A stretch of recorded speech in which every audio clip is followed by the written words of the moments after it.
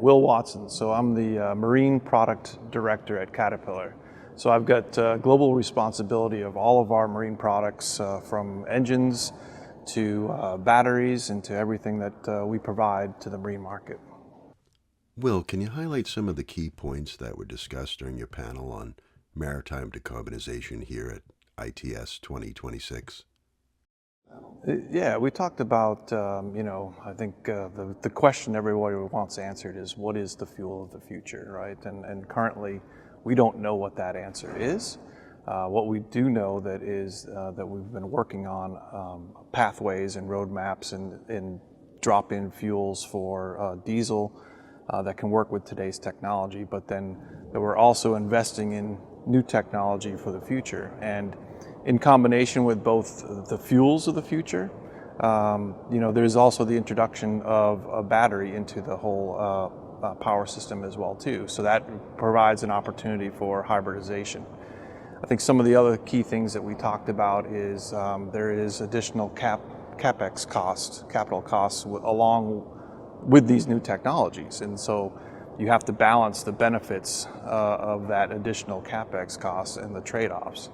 And I think a lot of things we've talked about as well is around the goals for what you're trying to achieve. So are you trying to achieve the lowest cost of ownership?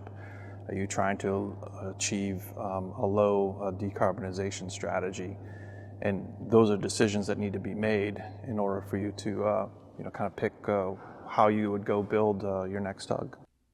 What feedback are you getting from your customers regarding new fuels and batteries and hybrid propulsion applications?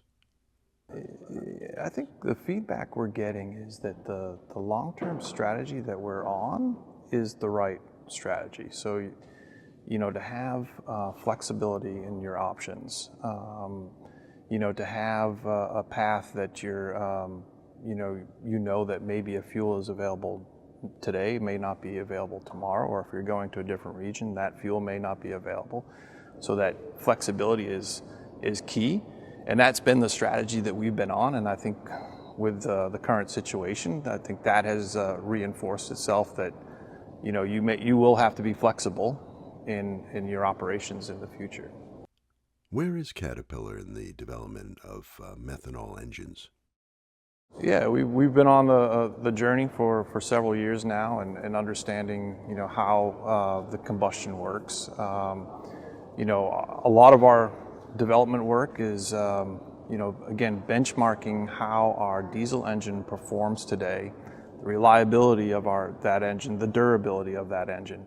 And so a lot of our development work has gone into, okay, how can we provide an engine that's going to perform, be as durable, be as reliable as the diesel engine. So a lot of work we've been doing internally, a lot of discussions with a lot of our customers on that development, but it's coming along for sure. What are some of the challenges you see in using methanol as a marine fuel? One of the key things with methanol is, two things. It burns differently, so just understanding that the combustion there. And then the other thing is it's the lubricity of the fuel. So it does, perform differently inside of internally within the engine itself. So understanding the characteristics of that fuel and how that would impact not only just the combustion process, but the whole fuel system and the internals of the engine, because at the end of the day, again, we want to produce an engine that is durable and reliable as the diesel engine today. So just again, and probably one other thing is the handling. We're getting ourselves familiar with the handling of the fuel. So how you bring that fuel into the engine, is different from how you do that with a diesel. You also mentioned battery development. How's that coming along?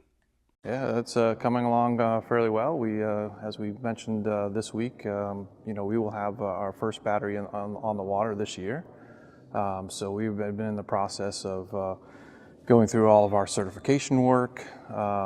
We continue our testing and our durability testing internally, but we will have our battery on the water this year, and we will have additional batteries on the water next year as well too. So it's progressing along very well. We do think that the battery is going to complement the combustion engine. So whether it's a hybrid or even in an E-tug, you're still going to have a small genset there for range extending or other operations as well too. So it's going to be the battery is definitely going to be a big complementary component to the combustion engine.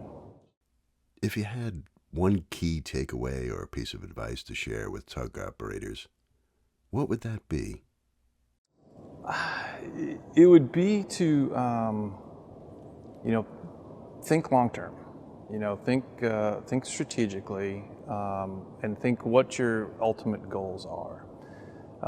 Have clarity of what is it that the challenge that you're going to try to solve, and then let's talk about it, and let's work out a roadmap, because there is no one single silver bullet that's going to solve things. There's going to be various different options and technologies, but if you're clear on what your goals are, we can then provide more clarity on what that roadmap looks like.